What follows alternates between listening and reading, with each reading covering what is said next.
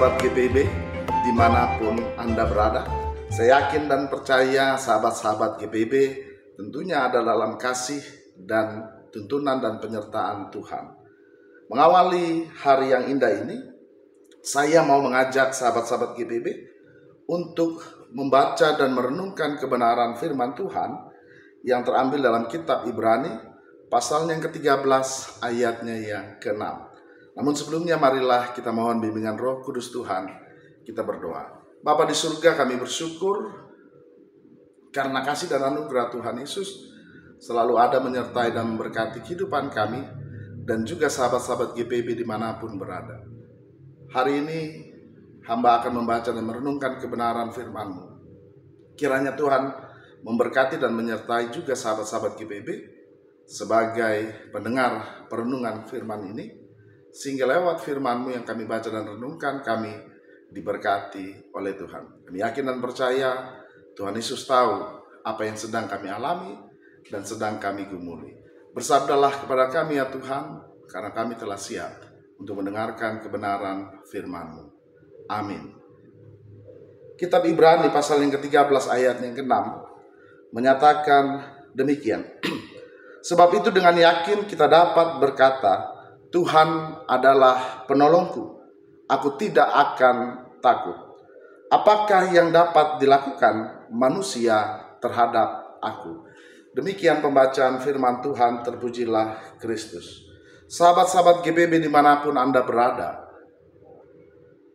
Sigmund Freud, seorang tokoh psikoanalisa, ia menyampaikan satu statement yang sungguh-sungguh keras di awal abad 19.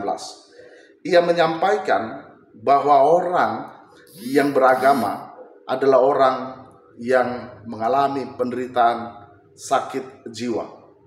Sehingga ketika Sigmund Freud dia menyampaikan statementnya ini, maka saat itu gereja-gereja di Eropa mengutuk Sigmund Freud dengan mengatakan bahwa beliau adalah ateisme yang tidak percaya kepada Tuhan. Tetapi sebenarnya ketika kita boleh melihat apa yang dimaksudkan oleh Sigmund Freud dalam statementnya, bahwa orang yang beragama adalah sakit jiwa, Sigmund Freud hanya mau menyampaikan kepada kita bersama bahwa tidak ubahnya ketika dalam perjalanan hidup saya dan Bapak Ibu, ketika terjadi persoalan, ketika terjadi pergumulan dan permasalahan, seringkali sebagai umat Tuhan, saya dan sahabat-sahabat GPIB cepat-cepat datang kepada Tuhan, memohon agar Tuhan melepaskan kita dari setiap persoalan dan pergumulan yang sedang kita hadapi. Tetapi justru sebaliknya, Sigmund Freud dia hanya mau menyampaikan bahwa persoalan, bahwa pergumulan yang saya dan sahabat-sahabat GPIB alami sebenarnya adalah konsekuensi terhadap tindakan dan perilaku yang kita lakukan dalam kehidupan ini sehari-harinya. Sehingga Sigmund Freud dia beranggapan bahwa bukanlah hal yang wajar ketika kesalahan itu kamu alami dan konsekuensinya harus kamu jumpai dan hadapi, lalu kamu datang kepada Tuhan dan memohon Tuhan untuk melepaskan apa yang menjadi persoalan dan pergumulanmu itu. Harusnya bagi Sigmund Freud saat itu dia mau menyampaikan, harusnya kalau kita menyadari bahwa pergumulan, bahwa kesusahan, bahwa penderitaan itu hadir karena ketidaktaatan dan ketidaksetiaan kita dalam menjalani kehidupan ini, sehingga ada baiknya kita merefleksikan itu, lalu kita datang kepada Tuhan untuk memohon kepada Tuhan, memberikan kekuatan kepada kita, memberikan jalan keluar bagi kita, atau setidaknya memampukan kita untuk kita memahami kelalaian kita atau ketidaktaatan kita, sehingga akhirnya kita harus memperbaiki perilaku kehidupan kita. Nah, sahabat-sahabat GPIB, maka hal itu jugalah yang mau disampaikan oleh penulis Ibrani dalam bacaan kita saat ini, yaitu Ibrani 13 ayat 6 yang mengatakan kepada kita bersama demikian. Sebab itu dengan yakin kita dapat berkata, Tuhan adalah penolongku, aku tidak akan takut. Apakah yang dapat dilakukan manusia terhadap aku? Dalam ayat-ayat sebelumnya bacaan ini dia mau menjelaskan bagaimana umat Tuhan yang hidup saat itu untuk mereka saling mengasihi, untuk mereka saling memahami, untuk mereka saling mengerti satu sama lainnya. Sehingga dalam perjalanan hidup mereka dan persekutuan mereka, mereka tidak lagi mengandalkan kekuatan atau kehebatan mereka, tetapi kasih Allah yang harus mereka terapkan dalam hidup itu.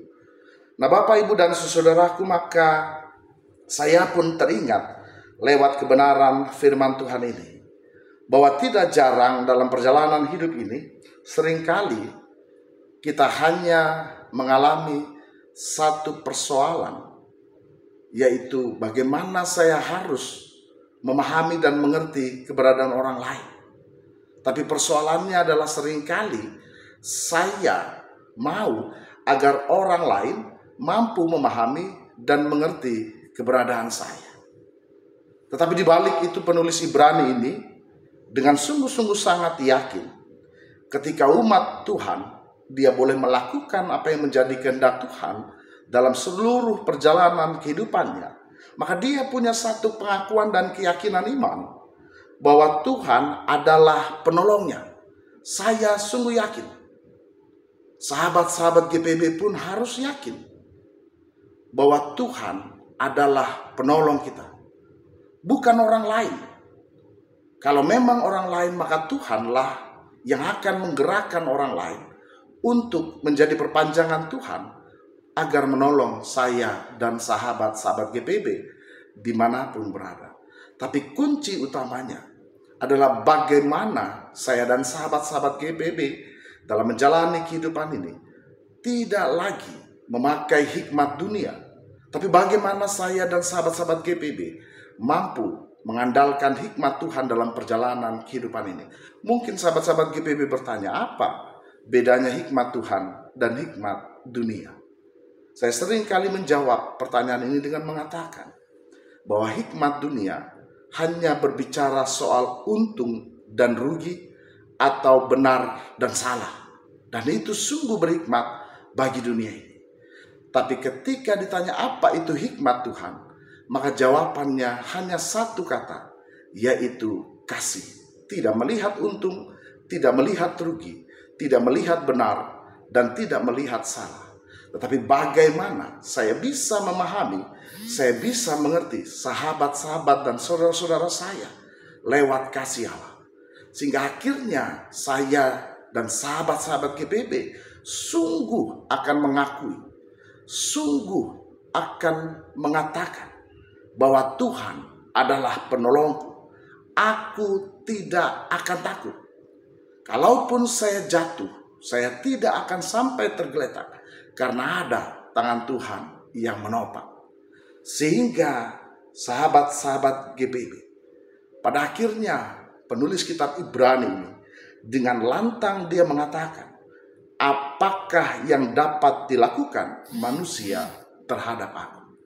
Apakah yang dapat dilakukan manusia terhadap aku? Karena penulis Ibrani ini dia menyadari bahwa ternyata tidak sedikit manusia yang hendak mencederai, melukai, menganiaya penulis kitab ini. Tapi dari semuanya, ia memiliki satu pengalaman dan kesaksian iman bahwa Tuhan selalu menolongnya. Lalu pertanyaan saya, apakah dalam perjalanan hidup saya dan juga sahabat-sahabat GBB,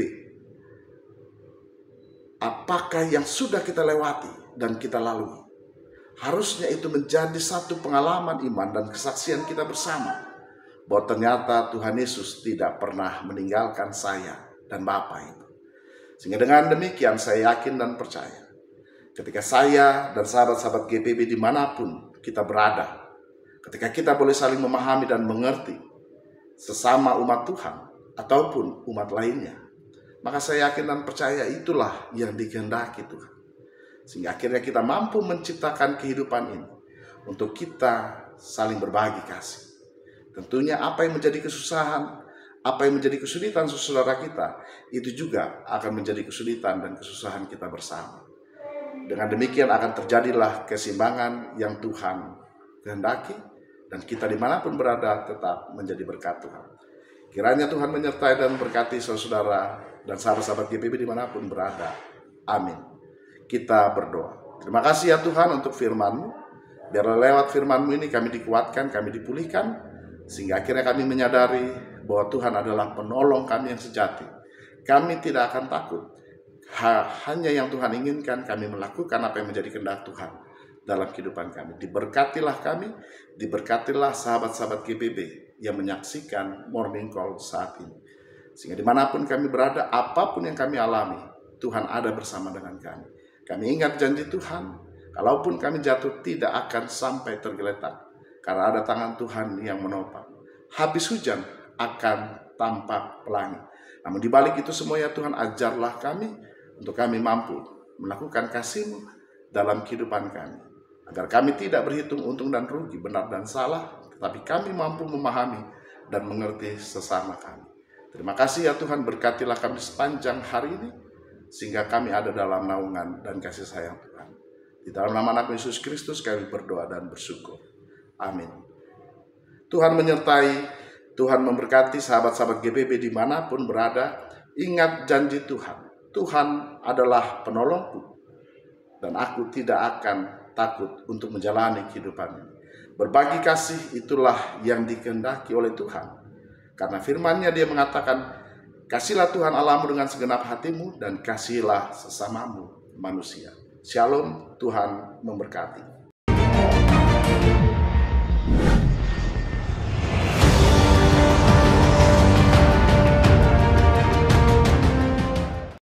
Sekolah Tinggi Ilmu Kesehatan, Gria Husada Surabaya, membuka penerimaan mahasiswa baru tahun ajaran 2023 sampai 2024. Sekolah Tinggi Ilmu Kesehatan Gria Husada terakreditasi BAN PTB dengan menawarkan 2 program studi, yaitu pertama, D3 Kebidanan, kedua, Administrasi Rumah Sakit.